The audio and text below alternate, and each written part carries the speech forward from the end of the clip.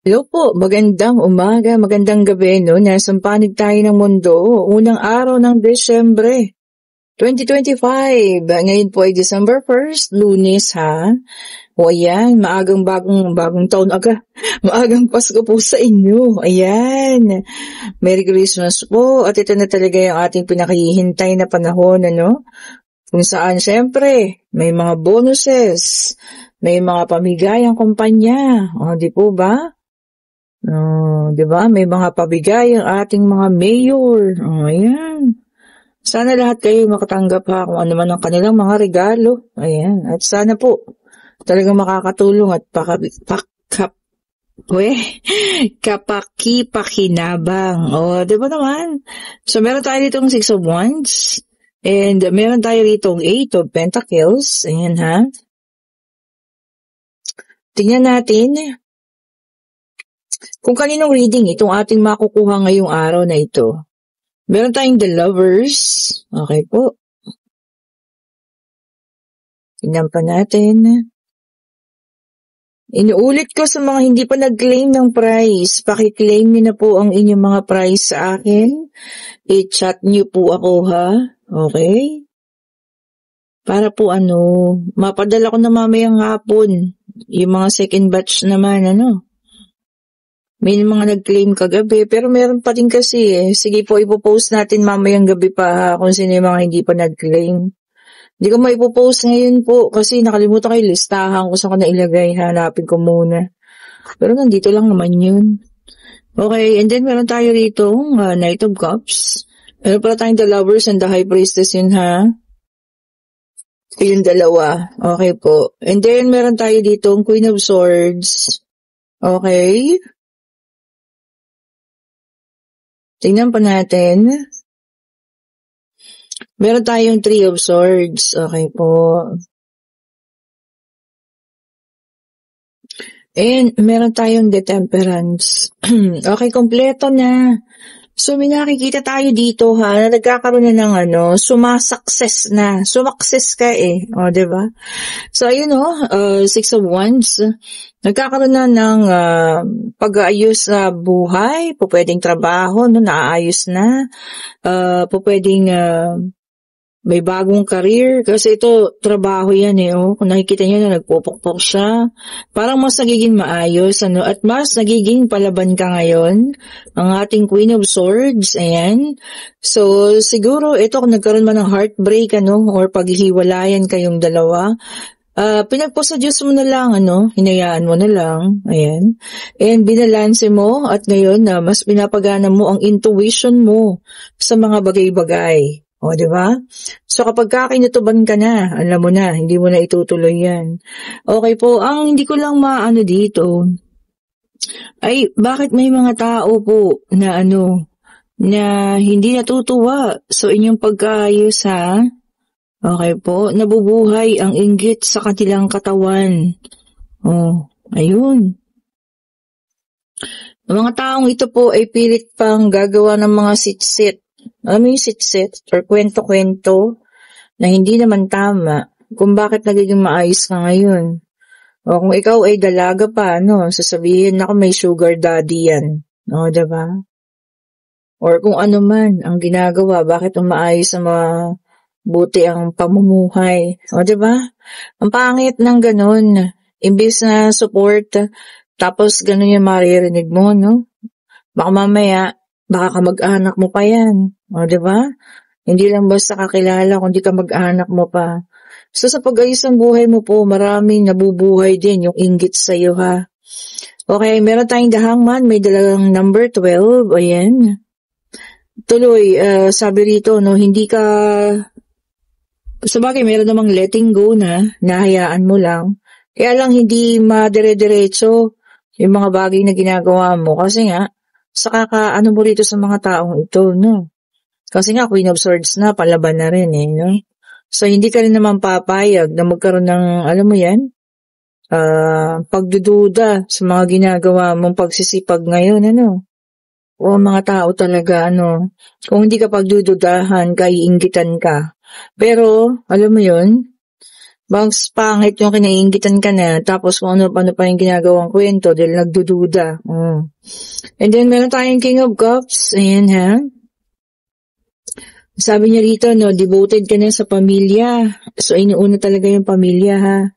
Kumbaga, para sa'yo ngayon, walang importante kundi ang pamilya mo lang. Di ba? So, ayaw mo muna. Talagang ayaw mo ng relasyon, umiiwas ba? O talagang ayaw mo talaga, di ba? May sarili ka munang ngayon, pagdidesisyon. Okay po, and this is regrets. Huwag kang mag-alala. Ang mga taong yan na sobrang inggit sa'yo, magkakaroon din ng yan. Regrets, ayan, and pagbabago. So hopefully, magbago pa sila, no? Huwag yung, alam mo yun, na nila yung sarili nila sa sobrang pagkaingit sa'yo kung ano-ano pinagsasasabi at pinagagagawa. Di ba? Sa bagay, hindi mo sila kailangang pag-isipin or pag-iisipin pa. May mga buhay ang mga yan, di ba po? Ngayon, kung ikaw ang kanilang gustong binabantayan, di ba nasa sa kanila na yan, kaysa ayusin din nila yung buhay nila. Sana, imbis na kainggitan ka, gawin kang inspirasyon, di po ba? O kagaya nito, nakapili ka na sa landas na iyong pupuntahan. Di ba? Dalawa na landas yun pero napili mo yung landas na alam mong doon ka mag-grow, na alam mong magiging maayos ka. Di ba? Ito, dalawa na to, kunin na nga natin. And then, meron tayo ditong 6 of Pentacles. Nagiging generous ka pa sa kanila, ha? Nako! Palagay ko kung mag-anak mo yan. Ingat-ingat po, ha? Ano mo yun, kinakwaltahan ka lang, tapos kung ano-anong pinagsasabi tungkol sa'yo. Naku, ingat-ingat po, ha? And then, meron tayong 5 of Cups, ayan. So, meron ditong maaring ikaw din, nalulungkot ka, especially kapag ka nababalitaan mo yung mga ganung bagay. Sana ayaw mong paniwalaan, pero, alam mo yun, totoo kasi. And then, meron tayong Ace of Wands, ayan. Sabi niya rito, continue on what you're doing. Soar high. Yun. Pangat na. Palsa na po, ha. So, sabi ng baraha, i-continue mo lang. Hindi mo kailangang huminto. Ganun talaga, no? Kapag kayong papunta ka na paangat, meron talagang darating at darating na pipigilan ka di ba? Kung sino man po ang mga taong yan, naku. Hayaan nyo sila at huwag yun ang pansinin. Parehas, isolation. Ayan, ha. So, yun, yung iba sa kanila, pa-victim pa, no? Ayan. Imbis na, alam mo yan, matuwa sa kung ano man ang iyong na-achieve ngayon, hindi. Mga pa-victim pa, parang sila yung tawag dito, nakatulong sa'yo, diba? Kahit wala naman, siguro nung araw, napahiram ka ng 10 piso, hanggang ngayon, hindi makalimut-kalimutan. Di ba po? May mga ganun tao Diba?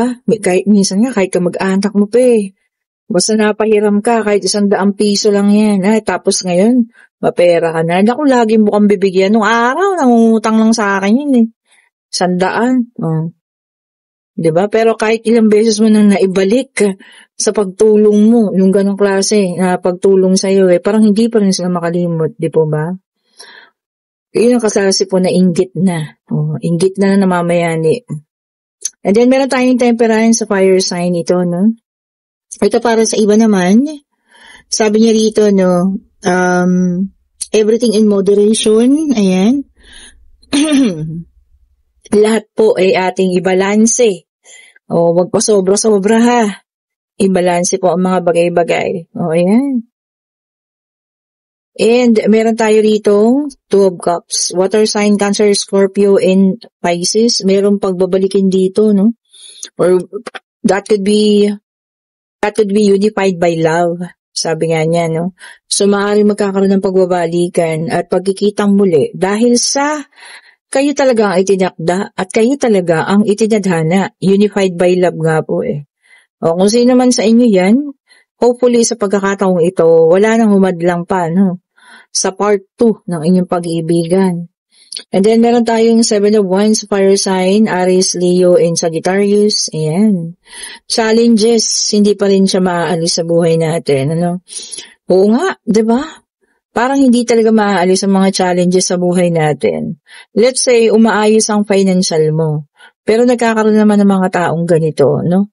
Parang ano pa rin, challenge pa rin yun. Paano ka magpapatuloy na hindi ka gaganyanin. O, di ba po? And then, meron tayong Ace of Pentacles, Earth Sign, Taurus, Virgo, and Capricorn. Okay? Sabi niya rito na new career and new opportunity. O baka may naghahanap ng trabaho. So, matatanggap ka na, which is good thing. Pwedeng ipinagdasal mo yan. So, eto na. Bago magpasko, magkakatrabaho ka. Oh, di ba? Matatanggap ka po, whether abroad yan, Pilipinas, o kung saan man, ano? Matatanggap ka po. Ilan ba to? Ay, ang dami. Ulit natin, ha? So, tignan natin. Ayan na, nagtalunan. Pero nauna itong ating Ace of Wands. Ayan, fire sign ulit ito. Okay po. So, meron na tayong fire, earth, water. So, sa air na lang yung kulang, ha? And sabi niya dito, new inspiration. Wow, ganda nun, ha? So, magkakaroon ng panibagong inspirasyon. Whether kung ano man ito, tao, bagay man ito, or meron ka talagang mithiin sa buhay mo. Ayun daw po ang panibagong inspirasyon mo, ha? Sa iyong buhay. Oh, di ba? And meron tayo ritong Six of Pentacles, Earth sign ulit ito. Sharing and receiving. Oh, for some of you na magbibigay, meron din daw pong matatanggap. Oh, diba? Yung mga nag-share ng kanilang mga blessing. Alam niyo yun, meron din daw po kayo matatanggap, ha? Pwedeng galing sa ating Panginoon yan. Oh, diba? Or galing sa ibang tao, dahil sa mabuti nga kayong tao o diba?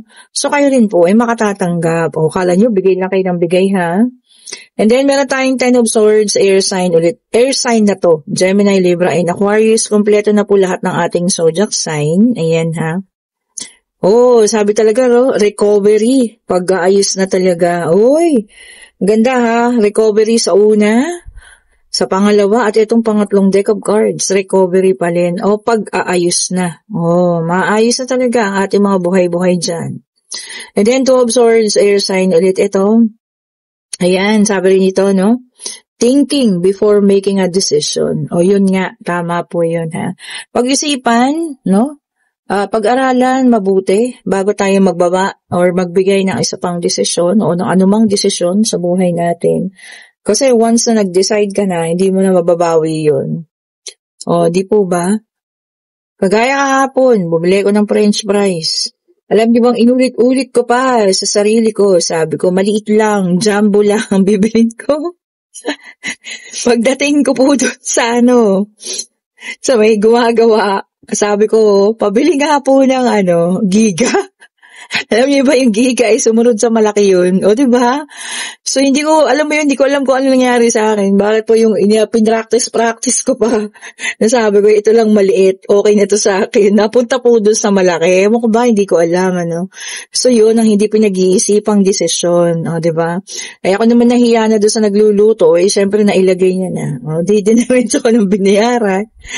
O, yun po, kailangan isipin natin ang bawat desisyon. Pag-isipan pong mabuti. Okay po. At huwag tayong padadaig dito sa mga taong ito na manggugulo ng ating isipan. Panindigan ninyo kung ano talaga yung gusto ninyo, ha? O, di ba? O, ngayon, kung kayo nasa situational reading at talagang ito po ay kinaiinggitan kayo sa ngayon at marami kayo naririnig ng mga sit-set, mga sali-salita tungkol sa inyo. Siguro much better talagang huwag yun ang pansinin. Hayaan nyo sila sa buhay nila, no? Alam niyo yun, huwag na natin silang bigyan parang panahon. O, di ba? O, ayan, pwede na kayong magtanong, ha, pag-ibig, pangyayari, financial, ayan po. Ang bilis naman, pag-travel pa lang sasabihin ko. And yes po ang sagot. O, ayan. And this coming December, maraming kasiyahan. May mga reunion, may celebration, may mga parties, socializing, gatherings. O, ayan po, ha. Alam kong halos lahat sa inyo, ha, walang hindi ang may imbitahan sa mga masasayang okasyon na yan. So, syempre, hinay-hinay, Everything in moderation sa pag-inom, sa pagkain, o kung ano man po ha. Mag-ingat po kayo. O yan, and yes po ang sagot natin. And kung gusto niyo po magpa-schedule ng ating private reading sa Friday, ayan, i-click nyo na yung link nandiyan sa comment section. Ako lang po yung naglalagay dyan. Ayan, para makita na natin din kung ano ang forecast mo for the year 2026. O pwede nyo tanungin yun ha, because this is a personal reading. O diba, malay nyo lumabas doon na may panibago na palang taong nag-aabang para sa inyo. O, diba naman? Okay po, thank you so much po for watching ulit ha. Pa-share, pa-like, pa-subscribe. Kung gusto nyo rin ng ating mga bracelet, ayan, kagaya nito. Nakatutuwa yung ibang ng mga nanalo. Kagaya ni ma'am. Hello ma'am. Ayan. Dapat nalunan niya itong combination. Tag-order pa siya ng ating, ano tawag dito? Amethyst. O, diba? Ma'am, thank you so much po ha. O, ayan. Maraming salamat po. So, ito, i-cleansing na lang ito maya. And, papadala na po yan mamayang hapon. Okay po. Thank you so much. Have a great Monday. Umpisahan na natin ang pagiging masaya ha. December na po. Di natin kailangan maging malungkot. Kahit ano pinagdadaanan natin, kailangan maging masaya tayo. Okay po. Bye-bye po sa inyong lahat.